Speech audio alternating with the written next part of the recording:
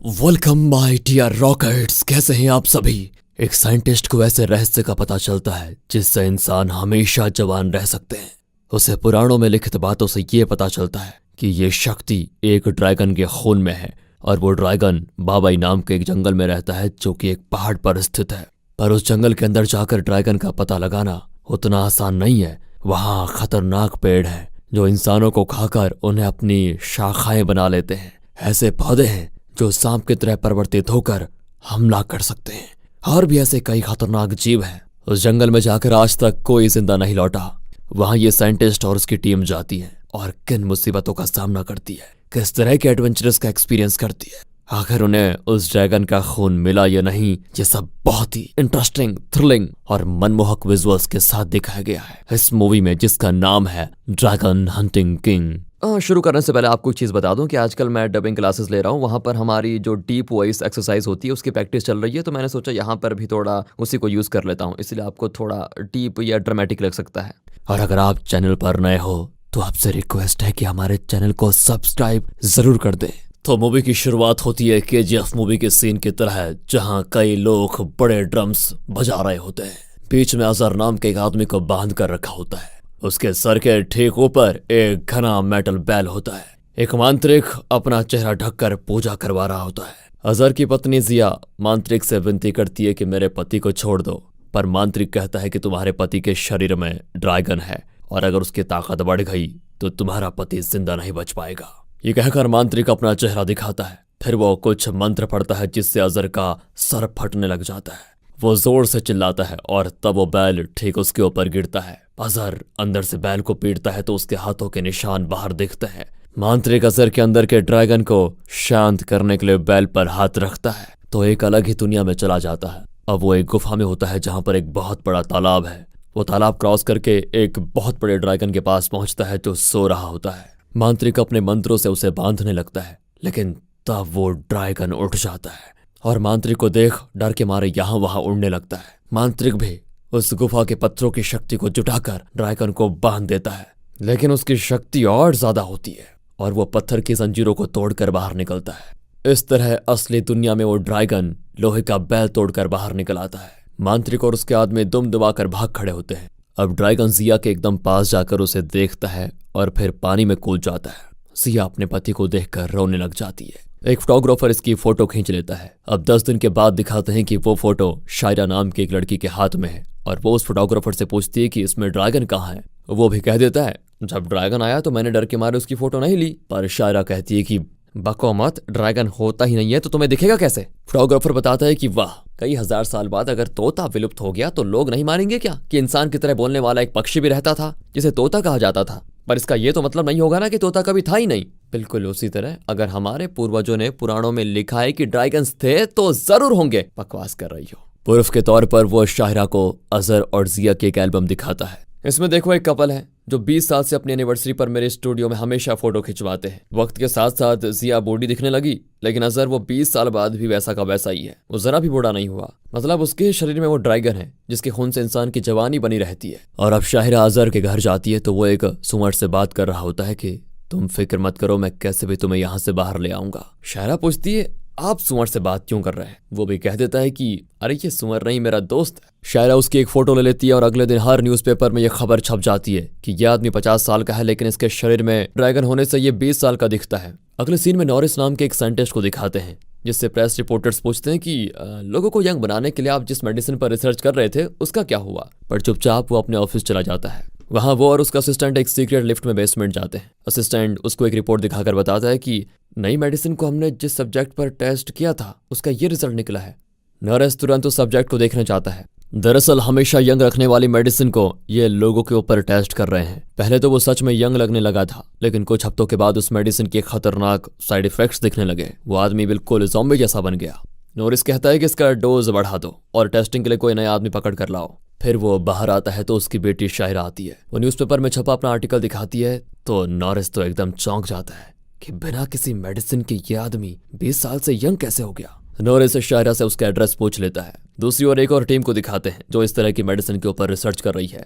उन्हें पता चलता है कि बाबाई जंगल में 600 साल पहले एक ड्रैगन रहता था और उसे पकड़ने के लिए उस वक्त के राजा ने अपना एक ग्रुप भेजा था। उस ग्रुप को पता चला कि उस ड्रैगन के खून में इंसान को यंग बनाने की शक्ति है, पर उन लोगों ने राजा को ये बात नहीं बताई और अब ये लोग भी उस ड्रैगन को ढूंढना चाहते हैं ताकि ज्यादा से ज्यादा पैसा कमा पाएं। उनका एक टीम मेंबर कहता है कि अगर ये बात हमारे प्रोफेसर मतोशी को पता चल गई तो। तभी ऐशी नाम का एक और मेंबर कहता है, अरे उससे पहले हम उस जंगल में पहुंच जाएंगे, टेंशन मत लो। ये कहकर वो निकल पड़ते हैं। यहाँ से सीन शिफ्ट होता है नॉरिस और उसके असिस्टेंट पर, जो उस गांव में पहुंच जाते हैं जहां पर अजहर और जिया रहते थे।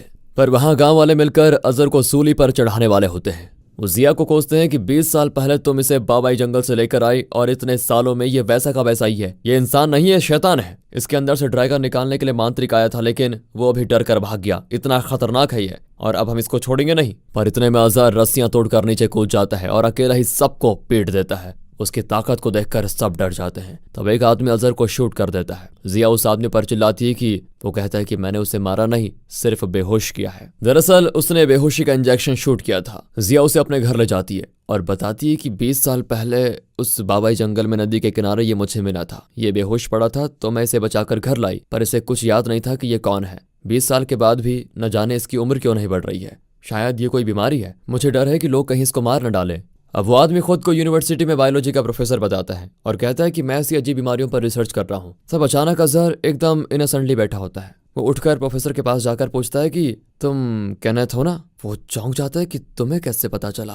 तब अजहर उसका आईडी कार्ड दिखाता है कि ये नीचे पड़ा हुआ था, इसको देखकर ही पता चला मुझे। तब जाकर केनेथ रिलैक्स होता है और प्रॉमिस करता है कि अजहर को मैं जरूर ठीक कर सकता हूँ। वहाँ ऐशी की टीम बाबाई जंगल के रास्ते में एक जगह पर कैंपिंग करती है। एक लड़का कहता है कि अगर वो ड्रैगन हमें मिल गया तो क्यों ना हम उसको प्रोफेसर मोतिशी को बेच दें। इस पर ऐशी कहता है कि ये ड्रैगन चाइना का है और उसे तुम पैसों के लिए जापानीज को बेचना चाहते हो। इस बात पर दोनों के बीच हाथापाई हो जाती है, पर उनके टीममेट्स दोनों को शांत करते हैं।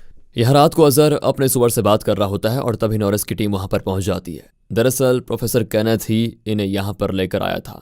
नॉरिस के आदमी जिया को पकड़ लेते हैं और अजहर को धमकाते हैं कि चुपचाप हमारे साथ चलो वरना तुम्हारी पत्नी को मार डालेंगे। अजहर बेचारा उनके साथ जाने को तैयार हो जाता है। अब नॉरिस की टीम उसको लेकर बाबाई जंगल की ओर निकल पड़ती है, पर रास्ते में एक गाड़ी खड़ी होती है तो केनेथ भी गाड़ी रोक देता है। आगे वाली गाड़ी में नॉरिस की बेटी शाहिरा बैठी होती है। नॉरिस पूछता है तुम यहाँ क्या कर रही हो। शायरा कहती है कि आपने तो मुझे अपने साथ ले जाने से मना कर दिया था ना पापा, इसीलिए मैं अकेले आ गई हूँ। नॉरिस उसको गाड़ी में बैठने को कहता है। वहां अजहर को देखकर शायरा पूछती है कि तुम यहाँ कैसे आए।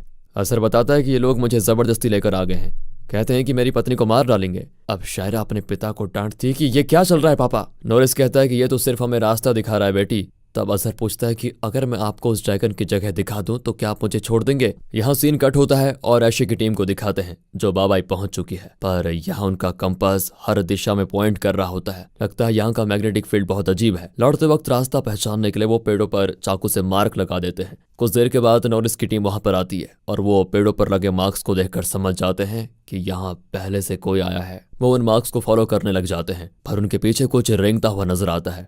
ऐशी देखता है कि पेड़ों की जड़ें इन्हें जकड़ने वाली है। वो झट से उसको काटकर अपनी टीम को बचा लेता है और बताता है कि ये इंसान को खाने वाले पेड़ हैं, इनसे संभल कर रहना।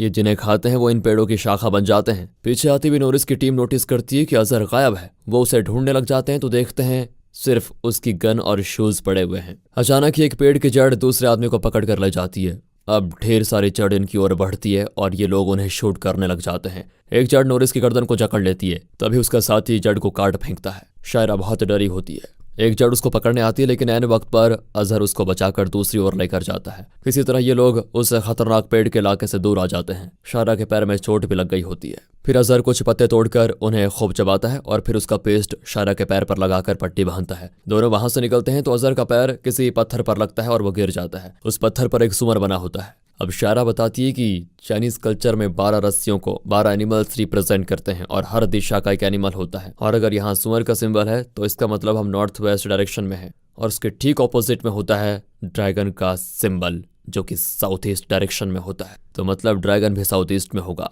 ये अनुमान लगाकर वो उस दिशा में चलने लग जाते हैं। किसी तरह नॉरिस भी अपनी टीम के साथ वहां पहुंच जाता है, पर अजहर को देखते ही वो उसे पीटने लगता है कि तुम यहाँ क्यों भाग गए। शायरा उसे रोकती है कि इसने मेरी जान बचाई है, इसे छोड़ दीजिए। अब वो आगे बढ़ते हैं तो वहां पर एक बहुत बड़ा पेड़ होता है जिसके निचले हिस्से में एक बड़ी दीवार होती है। वहां कुछ सीढ़ियां नीचे की तरफ जाती है तो ये लोग उसमें उतरते हैं। दीवार पर हर जगह स्केलेटन्स होते हैं। नॉरिस सभी को वार्न करता है कि हमसे पहले कई लोग उस ड्रैगन की तलाश में यहाँ आ चुके हैं, ये उन्हीं के स्केलेटन्स होंगे, इसीलिए भूल कर भी दीवार पर हाथ मत रखना। एक जगह वो बहुत ही बड़ी मूर्ति को देखते हैं। दरअसल 600 साल पहले भेजी भी राजा की टीम का यही तो लीडर है। इसने राजा को उस ड्रैगन की शक्तियों के बारे में नहीं बताया था। ये मूर्ति भविष्य में यहाँ पर आने वालों के लिए एक चेतावनी के तौर पर रखी गई थी कि अगर कोई ड्रैगन को ढूंढने की जरूरत करेगा तो जिंदा नहीं लौटेगा। मूर्ति के पीछे कई तीर लगे होते हैं। केनेथ एक तीर को निकालता है तो सामने एक दरवाजा खुलता है। अब ये लोग उसके अंदर जाते हैं। इसी बीच ऐशी की टीम को दिखाते हैं जो उसी गुफा के किसी और भाग में होते हैं जहां उनको 5 अलग अलग रास्ते दिखते हैं। वो अलग अलग रास्तों से अंदर जाते हैं, लेकिन हर रास्ता एक ही एंड पर जाकर रुकता है। वहां एक पत्थर पर होता है ड्रैगन सिंबल, पर उनकी टीम का एक मेंबर गायब हो जाता है। सब उसे ढूंढते हैं तो वो पुल पर खड़ा होता है जो ड्रैगन के सर की तरफ है,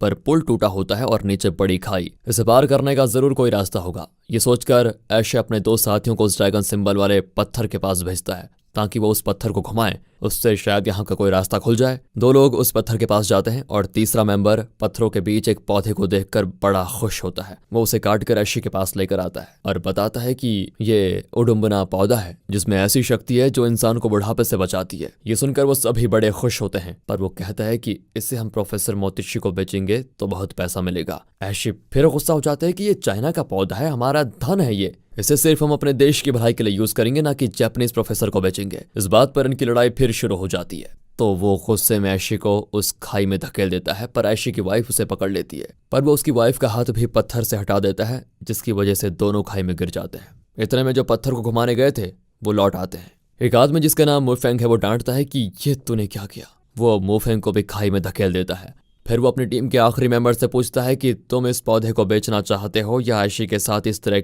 खाई में गिरना चाहते हो।